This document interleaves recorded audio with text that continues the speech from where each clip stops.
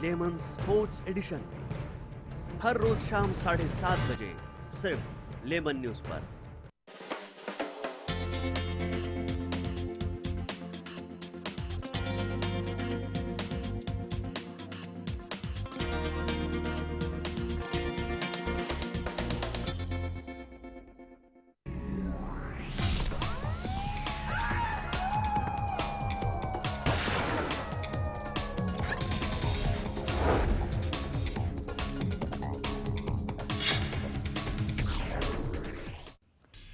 नमस्कार, मैं हूं अरुण कौशिक और आप देख रहे हैं क्राइम रिपोर्ट, अपराध जगत का डेली पर्दाफाश।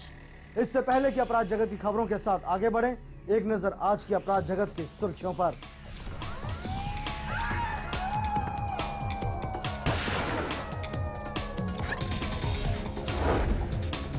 चलती ट्रेन से मुसाफिर को दिया धक्का, महिला की मौत, टीसी गिरफ्तार। अमृत प्रजापति पर कातिलाना हमला, हालत नाजुक, आशाराम बापू के खिलाफ दी थी गवाही। और कारतूस का जखीरा मिलने से सख्ते में एजेंसियां, स्थानीय भिवंडी पुलिस के अलावा क्राइम ब्रांच भी तफ्तीश में जुटी। मुसाफिरों की सुरक्षा करना जिसकी जिम्मेदारी थी, उसने ही एक महिला मुसाफिर को मौत दे दी। चलती ट्रेन से उसे धक्का दे दिया गया। ये बात अलग है कि दूसरे मुसाफिरों ने टिकट चेकर को दबोचकर उसे सबक सिखाया और उसके बाद उसे कानून के हवाले कर दिया। वारदात जलगांव की है।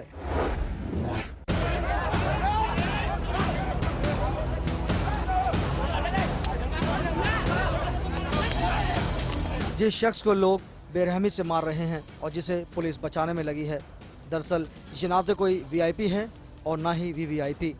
दरअसल ये एक टिकट चेकर है और इसका नाम है संपत सोलंके। जी हाँ, अब आपको बताते हैं कि आखिर जनता इस पर क्यों पिल पड़ी।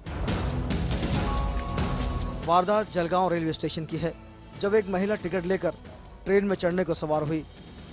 इन महाशय ने उस महिला को चलती ट्रेन से धक्का दे दिया और इस महिला की गिरकर मौत हो गई। इसके बाद जनता आग बबूला हो गई और टिकट चेकर साहब को वहीं दबोच लिया गया। जमकर धुलाई की गई। रेलवे सुरक्षा बल के जवान भी पहुंचे, लेकिन तब तक टिकट चेकर की जमकर धुलाई हो चुकी थी। आज दिनांक 29/5/2014 में जनता एक्सप्रेसमध्ये चढ़ने के लिए 32 इयर्स उज्ज्वला पांड्यानी चढ़ताना उसी टाइम ये टीसी सालुंके वो गेटवर उभे रहता, उन्होंने चढ़ने नहीं दिया आणि ढकलून दिया असा कंप्लेंट उसका बहिणीची मुलगाने दिया है। उसमें से हमने अभी एफआयआर दाखल किया है। अभी टीसी पण आमच्या कस्टडीमध्ये आहे आणि आम्ही व्यवस्थित एफआयआर ड्राफ्ट केलेली आणि कारवाई करून घेतो। आर्टिकल्स 304A दाखल किया है। उन्होंने नेग्लिजेंट किया, सहकार्य नहीं किया चढ़ताना, इसलिए 304A दाखल किया। टीसी कस्टडी में। दरअसल मृतक महिला का नाम उज्ज्वल पांड्या था। महिला टिकट लेकर प्लेटफॉर्म पर पहुंची थी कि जिस गाड़ी में उसे जाना था वे गाड़ी प्लेटफॉर्म से चलने को तैयार थी। उसने अपने सामान और बच्चों को डिब्बे में पहले ही चढ़ा दिया, लेकिन जब वो खुद चढ़ने लगी तो टिकट चेकर संपत सोलंके ने उसे धक्का दे दिया। प्लेटफॉर्म पर गिरने से उसकी मौत हो गई। उज्ज्वला पांड्या बच्चों के साथ खंडवा जा रही थी। वहां से वो इंदौर जाने वाली थी, जहां पर उसका मायका था, लेकिन शायद किस्मत का कुछ और ही मंजूर था। प्लेटफॉर्म पर गिरने के बाद उसकी मौत हो गई। ताबड़तोड़ उसे अस्पताल पहुंचाया गया, लेकिन तब तक वो दम तोड़ चुकी थी।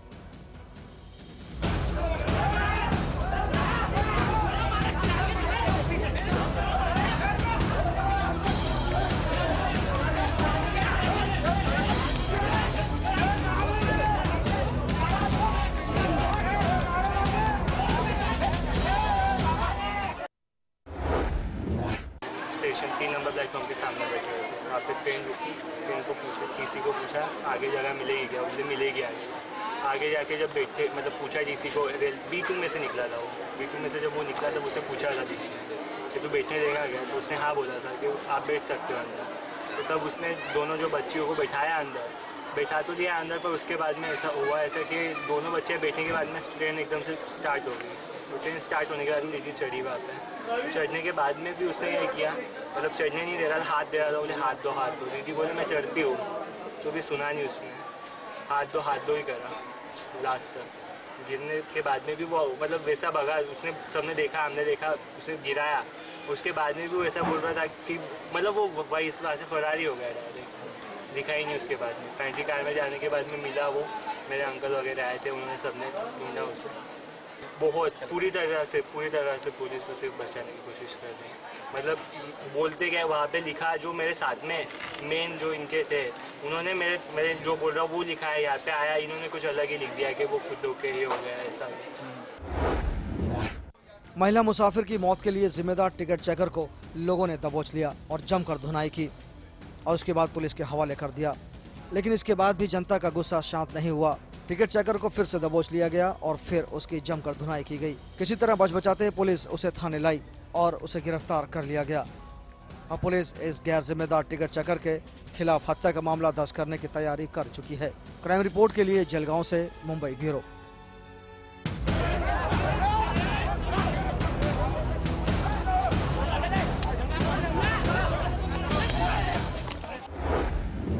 जब एक ढोंगी संत के खिलाफ एक युवक ने आवाज उठाने की कोशिश की तो उसकी आवाज दबाने की कोशिश की जाने लगी।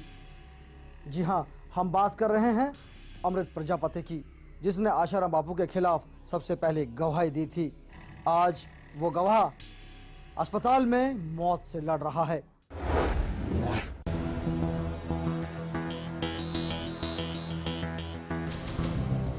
जहां नरेंद्र मोदी की भारत के वजीर आलम की ताजपोशी की तैयारियां जोरों पर थी, तो वहां दूसरी ओर नरेंद्र मोदी के पारिवारिक गुरु आशाराम बापू के अनुयायी अपने आका को छुड़वाने की तैयारियां कर रहे थे।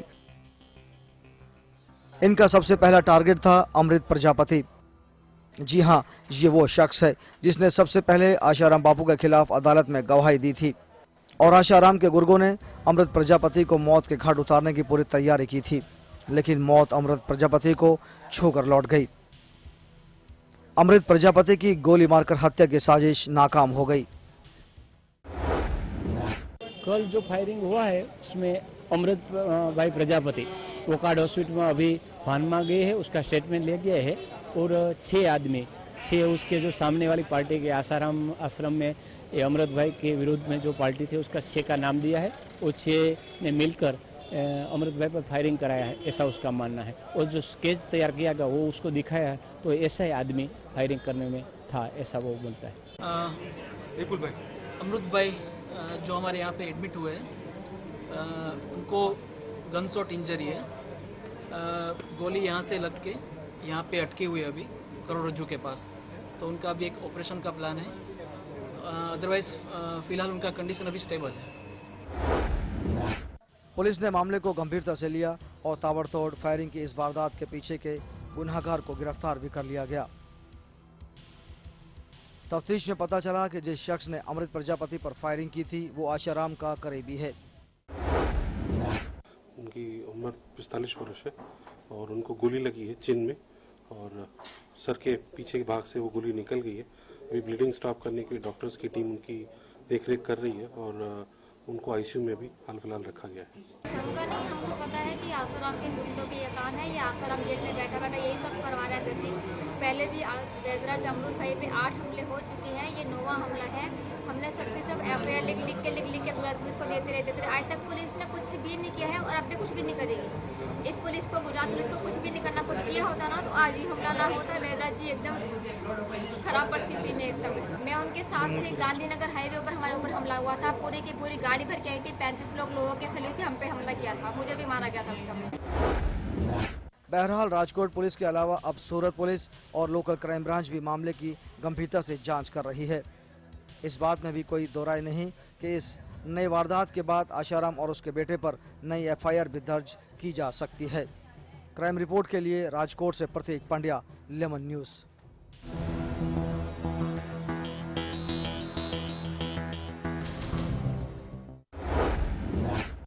यूं तो काम शहर के नालों की सफाई का चल रहा था, लेकिन सफाई के दौरान एक नाले से कुछ ऐसा बरामद हुआ कि स्थानीय पुलिस के साथ साथ दूसरी एजेंसियों के भी होश फाख्ता हो गए।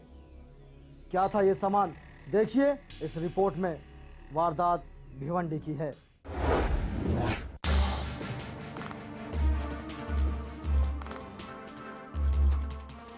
मानसून को ध्यान में रखते हुए भिवंडी शहर के नालों की सफाई का काम जोर शोर से शुरू हुआ, लेकिन नारपोली क्षेत्र में सफाई कर रहे दल के लोगों के उस वक्त होश फाख्ता हो गए जब उन्हें कारतूसों से भरा हुआ बैग मिला। आज सुबह हमको इंफॉर्मेशन मिली 72 गाड़ा परिसर है, उधर लूम कारखाने के बीच में गटर साफ करने का काम चालू था। कोई काम करने वाले लेबर को साफ करने के टाइम उधर कुछ जीवंत बंदूक की गोलियां मिली। फोन आया तो हम उधर पहुंच गए। 400 जीवंत राउंड, लाइव राउंड्स और 90 यूज उंगली बोलते उसको, वो मिलाया। आंदन फांदन में पुलिस को सूचित किया गया। पुलिस ने इलाके की घेराबंदी कर दी, वो इसीलिए जो कारतूस बरामद हुए थे वो AK-47 लाइट मशीन गन और सेल्फ लोडेड राइफल में इस्तेमाल किए जाने वाले कारतूस थे।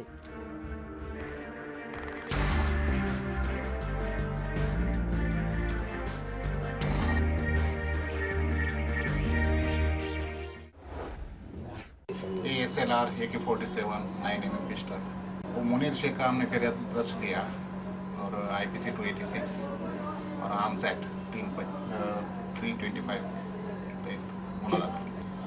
गुना दाखिल किया है। तपास में पता चलेगा। पुलिस ने कारतूस के जखीरों को अपने ताबे में ले लिया और अब स्थानीय पुलिस के अलावा दूसरी एजेंसियां भी यह पता लगाने में जुटी हैं कि आखिर इतनी भारी मात्रा में खतरनाक राइफल्स के कारतूस किसने मंगवाए थे, क्या मकसद रहा होगा।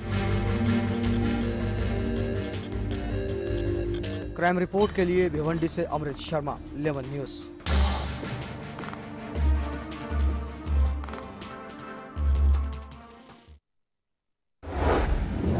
चोरों के बढ़ते आतंक से कहां के बाशिंदे हैं हैरान परेशान, दिखाएंगे मगर एक छोटे से ब्रेक के बाद। आप देखते रहे क्राइम रिपोर्ट, अपराध जगत का डेली पर्दाफाश।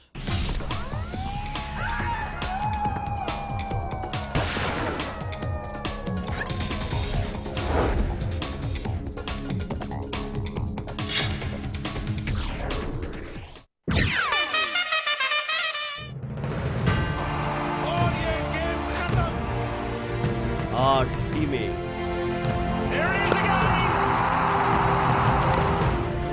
60 मैचेस, 200 खिलाड़ी और सिर्फ एक लक्ष्य। IPL सीजन 7 के हर एक मैच का रोचक और रोमांचक विश्लेषण अभय गोवेकर के साथ लेमन स्पोर्ट्स एडिशन।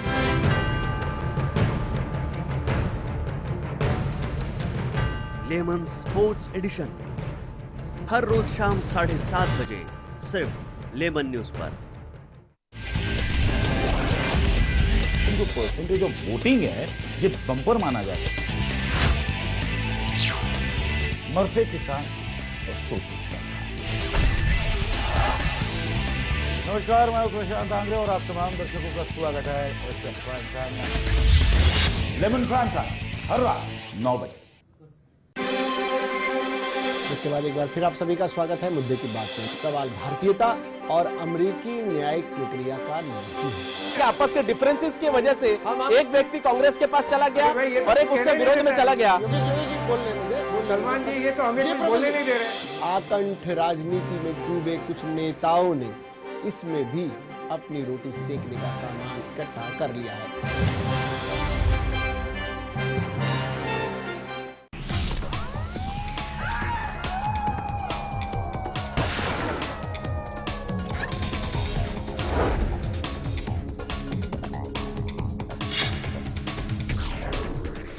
इन दोनों ने प्यार किया, इनका प्यार परवान चढ़ा। दोनों ने साथ जीने मरने की कस्में खाई, यहाँ तक कि शादी के सपने भी संजो लिए। लेकिन इनके सपनों के बीच परिवार वाले दीवार बनकर खड़े हो गए। इसके बाद जो हुआ उससे उल्लासनगर में सनसनी मच गई।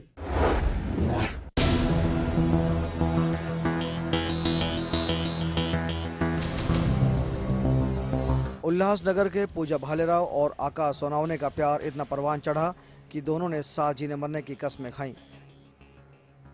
और जब दोनों से नहीं रहा गया तो शादी करने का फैसला भी कर लिया। लेकिन पूजा के परिजनों को ये फैसला नागवार गुजरा। उन्होंने ताबड़तोड़ अपनी बिरादरी का लड़का ढूंढना शुरू कर दिया और पूजा की शादी तय कर दी। और पूजा को इतना मजबूर कर दिया गया कि उसने आकाश से साफ कह दिया कि वह उससे ब्याह नहीं करेगी, वो अपने माता पिता की पसंद से ही शादी करेगी। पूजा का यह फैसला सुनकर आकाश बदहवास हो गया। उसने चाकू उठाकर पूजा पर इतने वार किए कि पूजा की मौके पर ही मौत हो गई। नगर 4 मध्ये विठ्ठलवाडी पोलीस स्टेशन अंतर्गत एका मुलीचं लग्न ठरलेलं होतं 1 तारखेला आणि इथे एक सोनावणे नावाचा वालधुनीला राहणारा मुलगा आहे, ज्याच्याबरोबर गेल्या काही वर्षापासून त्याचा अफेअर होतं।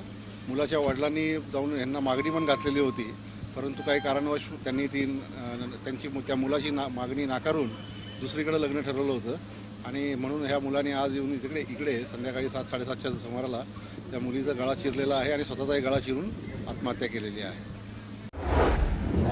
आकाश ने पूजा को मौत के घाट उतारने के बाद खुद पर भी कई घातक वार किए और एक दिन अस्पताल में भर्ती रहने के बाद उसकी भी मौत हो गई। पुलिस ने मामला दर्ज कर लिया है और इस वारदात के पीछे के राज खंगालने में पुलिस जुट गई है। क्राइम रिपोर्ट के लिए उल्लासनगर से अंचल सिंह, लेमन न्यूज।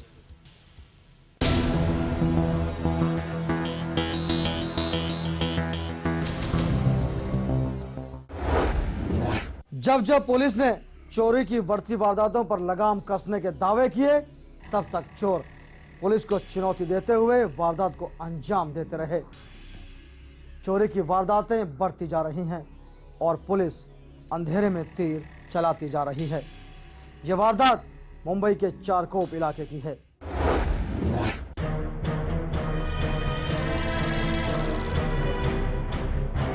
कांदिवली के चारकोप के लोग इस दिन खासे परेशान हैं। उनकी परेशानी का सबब है यहाँ बढ़ रही चोरी की वारदातें। पुलिस एक वारदात की गुत्थी सुलझाने के दावे करती है तो दूसरी चोरी की वारदात उनके सामने मुंह बा खड़ी हो जाती है। देर रात को चोरों ने 2 मोबाइल शॉप में अपना हाथ साफ कर दिया और वहां से तकरीबन 11 लाख का माल लेकर फरार हो गए। आज ये मैं जब घर पे सुबह 9:30 बजे तैयार हो रहा था, यहाँ आसपास में पड़ोस में लोग सब जमा हो गए। उन्होंने फ़ोन करके मेरे को बताया, बाजू वाली दुकान का स्टाफ भी आ गया था। उन्होंने मेरे को फ़ोन करके बोला कि आपकी दुकान के ताले टूटे, जल्दी आओ। मैं जैसे दुकान पे आया, आके देखा तो होश उड़ गए, ताला एक भी नहीं, 4 ताले गायब। पड़ोस की दुकान के 6 के 6 ताले गायब। फिर हम लोग यहाँ जमा होके फिर चौकी में गए, वहाँ पे उन्होंने कंप्लेन लिखाया। फिर उनको हम लेके आए और अंदाज से हमारा 6-7 लाख रुपए का नुकसान हुआ है। चारकोप में चोरी की ये कोई पहली वारदात नहीं है। इससे पहले चोरी की कई वारदातें हो चुकी हैं, लेकिन पुलिस एक भी मामले को सुलझा नहीं पाई है। ये बात अलग है कि पुलिस हर वारदात के बाद जल्द मामले के सुलझाने के दावे जरूर करती है, लेकिन पुलिस के सभी दावे हमेशा की तरह खोखले ही साबित हो रहे हैं। ये तीसरी घटना है सर, 8-10 दिन के अंदर ये तीसरी घटना है। क्या पुलिस इसमें किसकी जिम्मेदारी है? आप किसको कमी मानते हैं? पुलिस की कमी है कि अपनी ऐसी घटना हो रही है आपके साथ? पुलिस अगर जागरूक रहती है तो कम से कम रिपीट तो नहीं होवे ऐसा काम। अगर पुलिस की और बीट भी हमारे सामने, पूरे दिन पुलिस बैठा रहता है, सामने मेडिकल स्टोर है, लेकिन पुलिस का भी इतना अभी मालूम नहीं क्या हो रहा है। अब इस नई वारदात के बाद पुलिस में फिर जोश भरा है।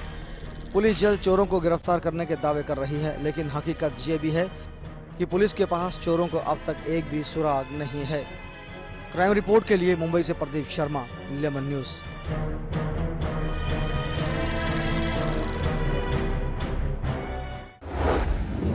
सीसीटीवी में कैसे और कहां कैद हुए लुटेरे दिखाएंगे, मगर इस छोटे से ब्रेक के बाद आप देखते रहें क्राइम रिपोर्ट, अपराध जगत का डेली पर्दाफाश।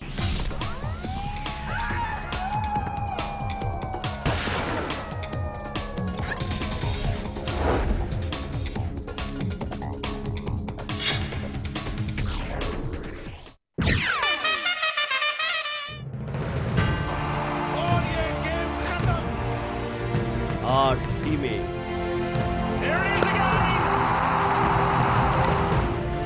60 मैचेस, 200 खिलाड़ी और सिर्फ एक लक्ष्य। आईपीएल सीजन 7 के हर एक मैच का रोचक और रोमांचक विश्लेषण अभय गोवेकर के साथ लेमन स्पोर्ट्स एडिशन।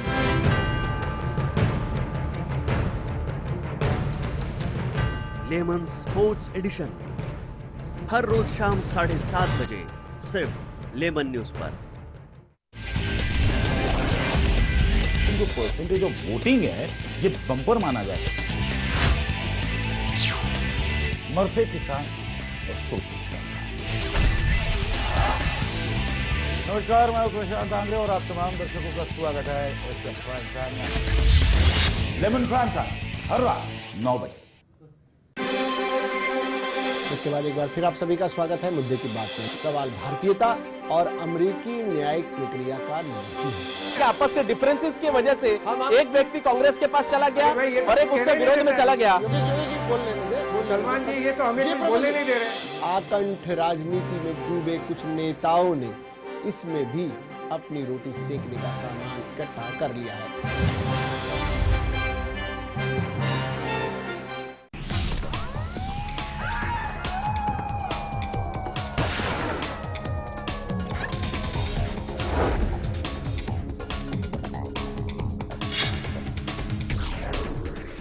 ब्रेक के बाद क्राइम रिपोर्ट में आप सभी का एक बार फिर स्वागत। अपनी मेहनत की गाड़ी कमाई लूट जाने की शिकायत लेकर जब एक व्यापारी पुलिस थाने पहुंचा तो पुलिस को उसी पर शक हो गया। आखिर क्या वजह रही, देखिए इस रिपोर्ट में, आपको सब समझ आ जाएगा। वारदात नवी मुंबई की है।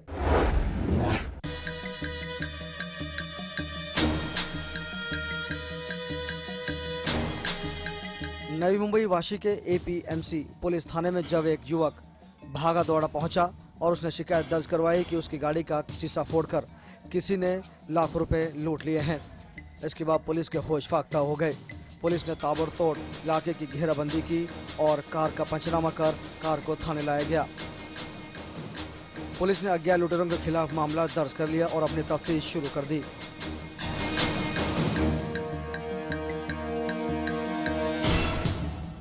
जब पुलिस ने अपनी तफ्तीश शुरू की तो पुलिस को कहीं न कहीं थोड़ा शक कार मालिक पर लगा।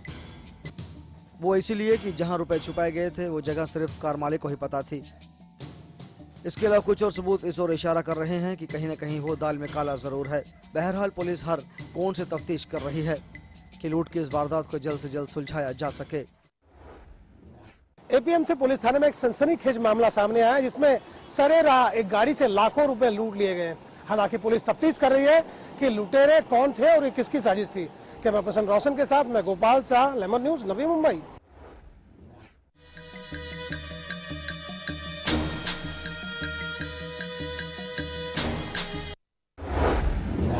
लुटेरों का यह गैंग पुलिस को चुनौती देकर वारदात को अंजाम देता।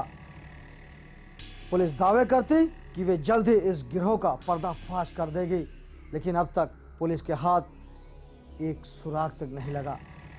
यह बात अलग है कि अब पुलिस के हाथ एक सीसीटीवी फुटेज जरूर लगे हैं जिनमें इनकी तस्वीरें कैद हैं। अगर पुलिस के पास कुछ नहीं तो वो बस इन लुटेरों का सुराग।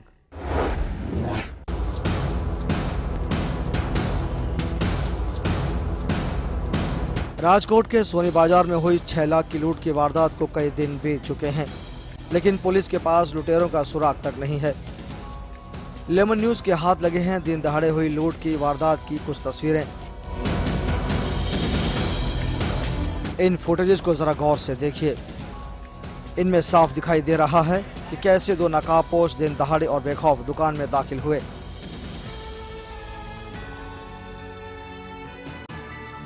और वारदात को चंद मिनटों में अंजाम देकर फरार भी हो गए।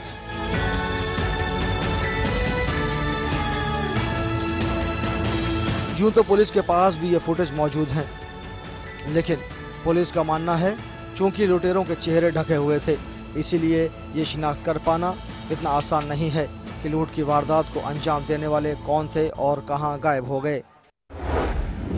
ये हमारे यहाँ बारी बारी ऐसे लूट होती रहती है। कायदा कानून व्यवस्था सब खड्डे में गया हुआ है और हमारा जो ये बिजनेस है उसके अंदर बारंबार ये लूटे होती है, छुरी मार देते हैं, लूट करके चले जाते हैं, कोई उसके ऊपर लगाम रहा ही नहीं है। क्योंकि इस बार ये लूट हुआ ऐसा नहीं, साल में ऐसी 10 बार लूट होती है, कहीं कहीं तो फरियाद भी नहीं करते हैं। क्योंकि ऐसा है कि फरियाद करके क्या फायदा, कोई स्टेप तो आएगा नहीं। ये हो गया है कि दिन दहाड़े तो लूट होने लगी है, घर में आके भी लूट जाते हैं, दुकान के अंदर भी आके लूट जाते हैं। हाँ, उसको गले के पास छुरी मारी हुई है और कितना का माल गया वो पता नहीं मेरे को। अभी मैं जा रहा हूँ हॉस्पिटल, उसको ओकाट में दाखिल किया हुआ है। राजकोट सिटी में आशापुरा रोड पर लक्ष्मी ज्वेलर्स नाम का एक शॉपिंग मॉल, शॉपिंग की दुकान है। उसमें सुनील किशोर भाई पाला उसका मालिक है लड़का, वो दुकान पे था। तब 2 आदमी दोपहर 2 बजे आया और उसके मरचा की हुक्की उसकी आँख में डाल के एक छरी से कान पे इंजरी की है ना। अभी कुछ पूछताछ की ही नहीं, अभी तो वो वोकाट में ट्रीटमेंट के लिए गया है।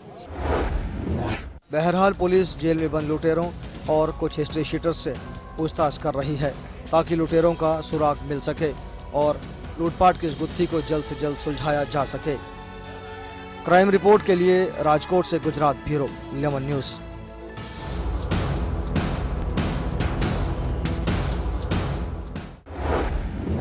आतंकी होने के शक पर पुलिस ने एक युवक के घर पर दबिश दी।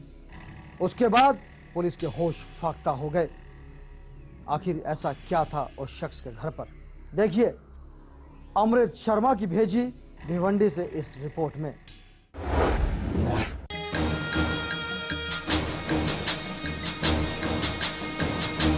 भिवंडी की शांतिनगर पुलिस को एक मुखबिर से खबर मिली कि आफ्ताब अंसारी नामक युवक के घर पिछले कुछ दिनों से कुछ संदिग्ध लोगों का आना जाना लगा हुआ है। पुलिस को अपने मुखबिर पर पूरा भरोसा था। पुलिस को लगा जैसे आफ्ताब किसी आतंकी गतिविधियों में लिप्त हो सकता है। पुलिस ने देर रात आफ्ताब के घर पर दबिश दी और जो भी पुलिस ने वहां देखा उसे देखकर पुलिस वालों के होश उड़ गए। आफ्ताब के घर में जेवरातों का भंडार लगा हुआ था। गोपनीय इन्फॉर्मेशन हमें मिली, उसमें मालूमात मिली थी कि आफ्ताब महमूद अहमद अंसारी, इनके घर में कोई चोरी का जेवरात वगैरह है। उसके मुताबिक हमने जो सर्च किया तो उधर हमें कम से कम 1.5 kg सोने के जेवरात मिले हैं और जो उसको देखते हुए अलग अलग प्रकार के वो जेवरात है, उसमें सोने की अंगूठी, मंगलसूत्र और बाकी लेडीज़ के पहनने के जेवरात है। तो उसके अनुमान में हमें लगता है कि ये सब चोरी के जो चीटिंग के केसेस हो रहे हैं महिला वर्गों के साथ और जो चेन स्नैचिंग हो रहा है उसमें से वो जेवरात होंगे। तो हम लोगों को अपील करते हैं कि जिसके साथ ऐसे गुने हुए हैं, जिसके भी माल चोरी किया है, तो वो लोग सामने आए और अपने जो जेवरात है वो आइडेंटिफाई करके करे तो हमें उनको वो देने में थोड़ी मदद होगी। पूछताछ के लिए आफ्ताब को थाने लाया गया। पुलिस को तफ्तीश में पता चला कि आफ्ताब के किसी आतंकी संगठन से संबंध तो नहीं है, लेकिन वो चेन स्नैचिंग गिरोह का प्यादा जरूर है। घर में दागिने मिले, उसको आरोपी को हमने अटक किया है और उसका PCR मिला है हमें 27 तारीख तक। तो हमारी पूछताछ जारी है और जो मेन कल्प्रिट्स है उन तक हम जल्दी पहुँचेंगे। आरोपी से पूछताछ चालू है, लेकिन इस वक्त कुछ डिस्क्लोज करना उचित नहीं होगा, लेकिन हम कॉन्फिडेंट है कि जो मुख्य आरोपी है उनसे हम जल्दी ही पकड़ेंगे। जब पुलिस ने आफ्ताब के घर की तलाशी ली तब उसके घर से पुलिस ने 45 लाख के जेवरात बरामद किए। अब पुलिस ये पता लगाने में लगी हुई है कि इसके गैंग में कितने और बदमाश हैं और कौन गिरोह का सरगना है। क्राइम रिपोर्ट के लिए भिवंडी से अमृत शर्मा, लेमन न्यूज़।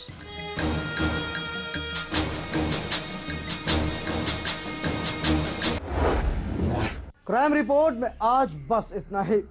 अब आपसे कल होगी मुलाकात, तब तक रहें होशियार, ना दें अफवाहों पर ध्यान और लड़ते रहें जुर्म से।